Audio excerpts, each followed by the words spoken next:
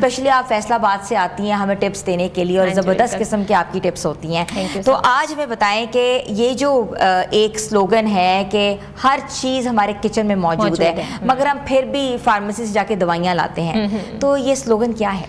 अच्छा, फार्मेसीज़ की भी हम इम्पोर्टेंस पे इनकार नहीं कर सकते। जब भी आपको कोई क्रॉनिक कंडीशन हो रही है, जैसे कि आपको कोई बहुत ज़्यादा क्रॉनिक बीमारी है, उस टाइम डेफिनेटली आपको दवाइयों की ज़रूरत होती है।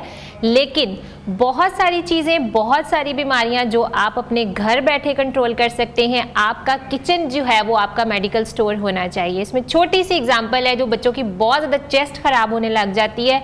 मैंने अपनी बेटियों पे आजमाया हुआ था कि मुझे बार बार मेरी नानों ने कहा कि बार बार बच्चों की जो चेस्ट ख़राब होती है आपने जो है वो दवाई नहीं देनी, कंजेशन होती है आपने। मैं एंटीबायोटिक के इंजेक्शन भी लगवा चुकी थी। उन्होंने मुझे एक सुहागा बताया, एक जड़ी बूटी है सुहागा के नाम से, किसी भी दवाखाने से मिलता है। वो एक चुटकी शहद में मिला के दोनों बच्चियों को दे दी, और उसके बाद पूरा सीजन बिल्कुल भी उनकी चेस्ट खराब नहीं हुई, वो माशाल्लाह से बिल्कुल ठीक रही। इसी तरह वो फीमेल जिनको बहुत ज़्यादा हार्मोन के मसाइल होते हैं, बहुत ज़्यादा लिकोरिया का प्रॉब्लम रहता है, वो जितनी भी दवाइयाँ खा चुकी हैं अपने हार्मोन्स के लिए, उन्होंने करना क्या है, सिर्फ मूंग दाल को उबाल के देसी घी और गुड़ मिला के उसके लड्डू बना के रख लेने, सुबह और शाम लेने, उनके हर किस्म के हार्मोन के मसाइल ठीक हो जाएंगे। तो तमाम बीमारियां आप जिसकी भी बात करते हैं आपके किचन में उसका सॉल्यूशन मौजूद है। अच्छा डॉक्टर साहब, इन्फ्लेमेशन बहुत ज्यादा हो जाती है। हाँ जी। हमें ऐसा लगता है हम सुबह उठे हम सूजे हुए हैं। हाँ जी। तो इन्फ्लेमेशन को कम करने के लिए क्या करना चाहिए? सबसे पहले एंटी इन्फ्लेमेटरी में आपको एक कावा बताने लगी हूँ। वो लोग जिनके हाथों पाँव बॉडी पे बहुत ज़्यादा सोज पड़ जाती है, उन्होंने 1 चम्मच अलसी लेनी है और 1 चम्मच ज़ीरा लेना है। इन दोनों का जो है इसको अच्छे तरीके से उबाल के रख लेना है। इसका कावा बनाना है। सुबह उठते भी आपने ये कावा पीना है, रात को भी आपने सोते हुए ये कावा पीना है। दिन में 2 दफ़ा इस्तेमाल करें। अगर इससे भी आपकी नहीं सूजन उतरी तो आप दिन में 3 दफ़ा इस कावे को इस्तेमाल कर सकते हैं। तो दिनों में आपकी बॉडी में इन्फ्लेमेशन भी कम हो जाएगी और आपकी वाटर रिटेंशन भी कम हो जाएगी और आपके पेन्स भी कम होना शुरू हो जाएंगे।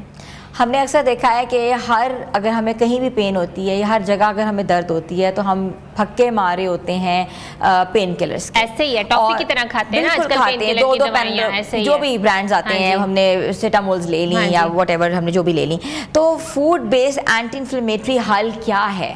अच्छा, अगर आपको सर में दर्द है, आपको टांगों में दर्द है, आपको कमर में दर्द है, आपने करना क्या है, 1 कप दूध लेना है, आधा चम्मच उसमें कलवंजी और आधा चम्मच अजवाइन का पाउडर मिलाना है आपने, और उसमें हल्दी मिला के इस दूध को आपने सुबह और शाम पी लेना है। आपकी बॉडी में किसी भी जगह पे दर्द है, आपको 15 से 20 मिनट में वो दर्द चली जाएगी, ठीक हो जाएगी। इसके साथ साथ अगर आपको बहुत ज़्यादा पेन है, और मैं आपको एक ऐसा ऑयल बताने लगी हूँ जो कि आपकी जितनी भी एंटी इन्फ्लेमेटरी और पेन किलर दवाइयाँ उस सबसे ज़्यादा असर रखता है, वो है ब्लैक क्यूमन सीड ऑयल, जिसे हम कलवंजी का तेल कहते हैं।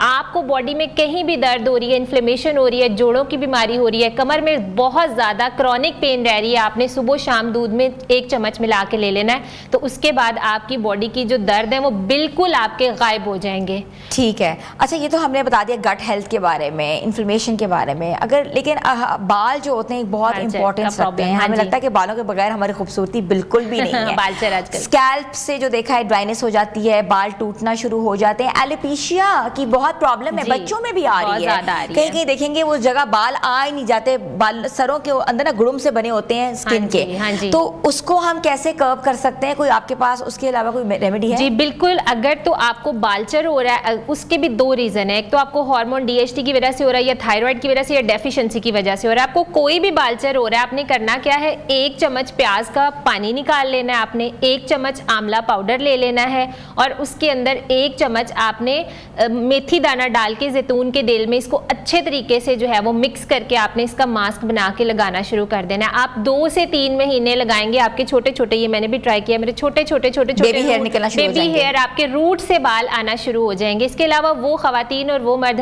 हजरात जिनके कमजोरी की वजह से बहुत ज्यादा बाल गिर रहे हैं, उन्होंने करना क्या, चारों मगज जो हमारे मिल जाते हैं बने बनाए, वो 1 चम्मच और उसके अंदर 1 चम्मच अलसी मिला के इसका पाउडर बना के रख लेना है।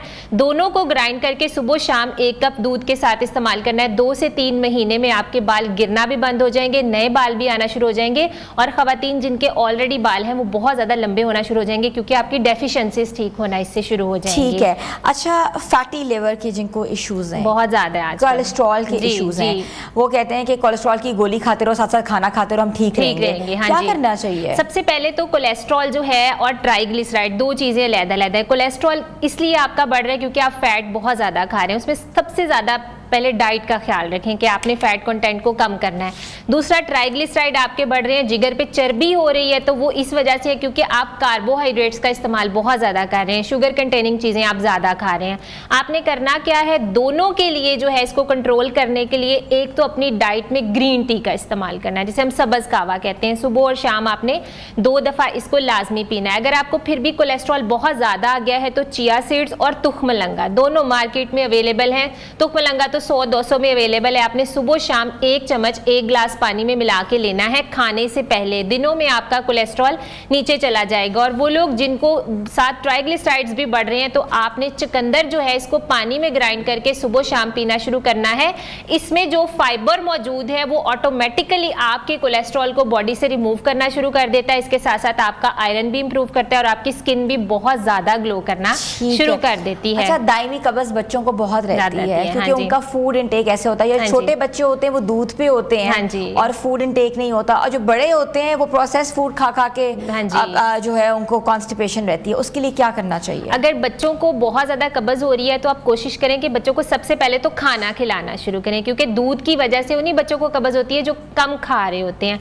सबसे पहले अपने बच्चों को खाना खिलाना शुरू करें। अगर कोई भी रीजन है आपका बच्चा नहीं खा रहा, सिर्फ दूध पे है, तो आपने सबसे अच्छा लेग्जेटिव इफेक्ट है देसी घी का। आपने सुबह शाम अगर वो फीडर भी पी रहा है या सिर्फ दूध पी रहा है, आपने आधा टीस्पून देसी घी दूध में मिला के दे देना है। उसका बहुत अच्छा लेग्जेटिव इफेक्ट है, आपके बच्चे की कब्ज चली जाएगी। और इसके बावजूद अगर कब्ज नहीं जा रही तो कोशिश करें अपने बच्चे को दिन में 2 दफा दही में थोड़ा सा इसबगोल मिला के दे दें। इससे उसकी गट हेल्थ भी अच्छी रहेगी, उसको भूख भी बहुत ज्यादा अच्छी लगने लग जाएगी और उसकी कब्ज भी ठीक हो जाएगी। अच्छा, वो बच्चे जिनको नजला जुकाम हर सीजन में रहता है, इतना ज्यादा रहता है कि कुछ बच्चे ब्रोंकाइटिस के पेशेंट्स होते हैं और कहते हैं कि आती सर्दियों के साथ ही बीमार हो जाते हैं हर साल, ऐसे ही है। तो उनके लिए क्या करना चाहिए? उनके लिए सबसे पहली जो सबसे इफेक्टिव रेमेडी है अदरक का जूस। आपने हर वक्त घर में निकाल के एक बोतल में रखना है। आपने 1 चम्मच अदरक का जूस लेना है, उसमें 1 चम्मच जो है वो शहद मिलाना है। दोनों को मिक्स करके आप उसको कावे की फॉर्म में भी बच्चे को दे सकते हैं। अगर तो बच्चे की चेस्ट खराब है तो इसका कावा बना के आप उसमें मिक्स करके दे दें।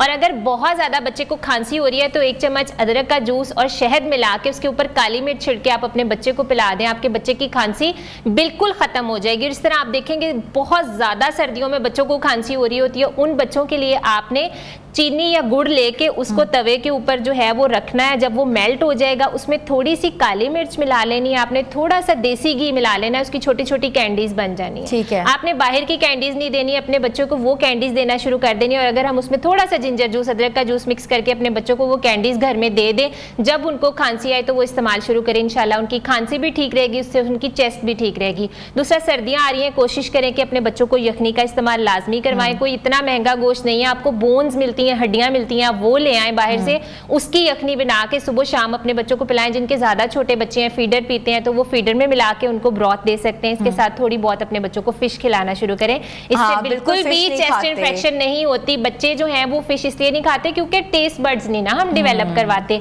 आप कोशिश करें कि बच्चों के टेस्ट बर्ड डेवलप करवाएं। और अगर हम मछली को जो है वो एप्पल साइडर विनेगर, सेब के सिरके वाले पानी में थोड़ा सा रख दे मछली को, तो उसकी स्मेल बिल्कुल चली जाती है। फिर आप अपने बच्चों को इंट्रोड्यूस करवाएं। अक्सर लोगों को पोस्चर का मसला होता है, शाटिका की दर्द निकल आती है और इसके साथ साथ एक जगह बैठने से भी उनकी कमर के अंदर भी बहुत ज्यादा पेन्स होती हैं। उन पेन्स को कैसे हम कर्व कर सकते हैं? क्या ये ऑयल से किया जाता है कि कोई इंटरनली भी बहुत सारे फैक्टर हो सकते हैं। सबसे पहले तो अपना पोस्चर करेक्ट रखें। बहुत सारे लोगों की ऐसे ही बैठने की आदत है और बहुत सारे लोग खड़े भी इस तरह से होते हैं। उसकी वजह से, पोस्चर की वजह से जो उनकी सर्वाइकल है और स्पाइन है वो जो डैमेज होना शुरू हो जाती है। सबसे पहले तो आपने अपना पोस्चर करेक्ट करना है। अगर आपको बहुत ज़्यादा दर्द है, नहीं ठीक हो रही, आपने काले तिल का तेल लेना है। उसके अंदर आपने लहसुन को अच्छे तरीके, नहीं काले तिल का और है, कलवंजी का और है। काले तिल का तेल आपने लेना है, उसमें लहसुन को अच्छे तरीके से पकाना है। साथ अजवाइन का बहुत अच्छा एंटी इन्फ्लेमेटरी इफेक्ट है, आपने इसको पकाना है। तेल को अच्छे तरीके से पका के थोड़ी देर रख देना। जब नीम गर्म सा होगा उस वार्म ऑयल से आपने अपनी कमर पे मसाज करनी है। इससे दिनों में जो है वो कमर का दर्द चला जाता है। अगर आपको सर में भी दर्द है तो आप इसको इस्तेमाल कर सकते हैं, ये आपके लिए बहुत ज़्यादा इफेक्टिव है।